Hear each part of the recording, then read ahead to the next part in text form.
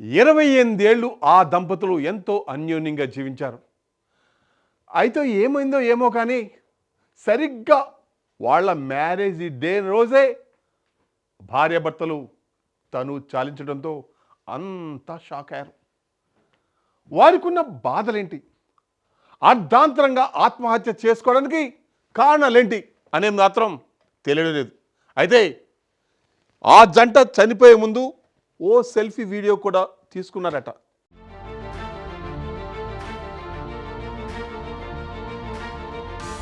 పెళ్లి జరిగి 28 సంవత్సరాలవుతోంది. ప్రతి ఏడులాగే పెళ్లి రోజు నాడు వారిద్దరూ చాలా సంతోషంగా ఉంటారని అంతా భావించారు. కానీ వారి ఊహలకు అందనంత దూరానికి చేరుకుని ఆ జంట బంధువులందరికీ షాక్ ఇచ్చింది. ముఖ్యంగా వివాహ దినోత్సవం రోజే ఆత్మహత్య చేసుకుని తిరిగిరాని లోకాలకు వెళ్లిపోయారు. అంతేకాకుండా అందుకు గల కారణాలేంటో చెబుతూ ఓ వీడియోను కూడా రిలీజ్ చేశారు. చనిపోయే కొన్ని క్షణాల ముందు పెట్టిన ఈ వీడియోలో తమ అంత్యక్రియలు ఎలా నిర్వహించాలో కూడా వివరించారు.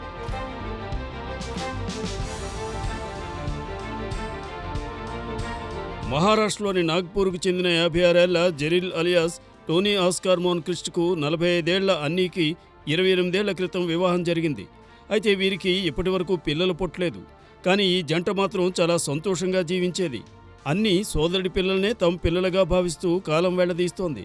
ఎంతో సంతోషంగా ఉండే ఈ జంట తాజాగా తమ 28వ పెళ్లి రోజునాడే ఉరివేసుకుని ఆత్మహత్యకు పాల్పడింది. ఇంట్లోనే ఆత్మహత్య చేసుకున్న ఈ జంట చనిపోయే కొన్ని క్షణాల ముందే ఓ వీడియోను విడుదల చేసింది. ఆ వీడియో చూసిన బంధువులు వారి ఇంటికి చేరుకోగా భార్యాభర్తలిద్దరూ చనిపోయి కనిపించారు.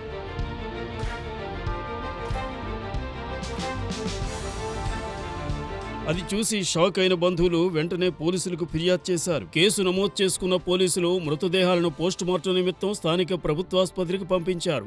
ఈ క్రమంలోనే బంధువులను విచారించగా ఆత్మహత్యకు ముందు జెరిల్ పెట్టిన వీడియోను చూపించారు. అయితే ఆ వీడియోలో తాము ప్రస్తుతం అనేక ఆర్థిక సమస్యలు ఎదుర్కొంటున్నట్లు చెప్పారు ఈ జంట. అలాగే తాము చనిపోయిన తర్వాత తమ ఆస్తిని తమ పిల్లలుగా భావించే అన్ని సోదరుడి పిల్లలకు రాసివ్వాలని స్పష్టం చేశారు.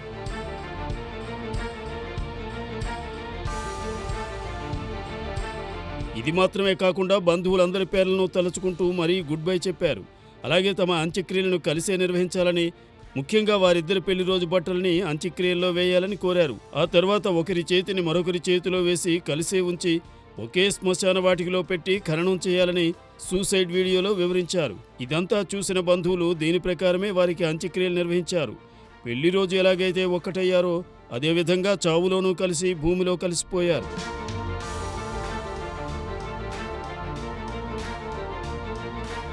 ఇదంతా చూసిన బంధువులు, స్నేహితులు, స్థానికులు అందరూ కన్నీరు పెట్టారు.